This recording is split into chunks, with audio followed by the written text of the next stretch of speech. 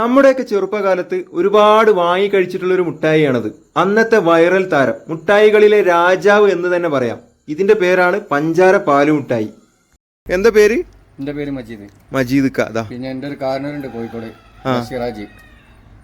ഇത് തന്നെ ഞങ്ങൾ രണ്ടാളും തന്നെ കച്ചവടം. ബാപ്പൊക്കെ മരിച്ച് ആണല്ലേ, ജ്യേഷ്ഠന്മാരൊക്കെ മരിച്ച്. ഞാൻ 37 കൊല്ലായി, ജ്യേഷ്ഠൻ 48 കൊല്ലായി. അപ്പൊ കഴിഞ്ഞ 37 വർഷമായിട്ട് നമ്മുടെ മജീദ് ദാ ഈ പഞ്ചാര പാലു മുട്ടായിയായിട്ട് നടക്കുകയാണ്.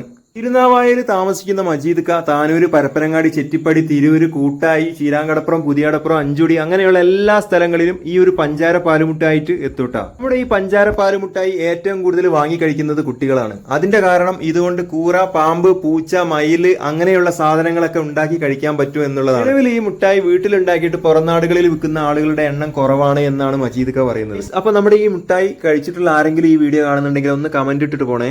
ലൈക്ക് ചെയ്യാനും മറക്കല്ലേ ഗൈസ്. പിന്നെ നമ്മുടെ അക്കൗണ്ട് എല്ലാവരും ഒന്ന് ഫോളോ ചെയ്ത് സപ്പോർട്ട് ചെയ്യണേ. യൂട്യൂബിലാണെന്നുണ്ടെങ്കിൽ സബ്സ്ക്രൈബ് ചെയ്യാനും മറക്കല്ലേ.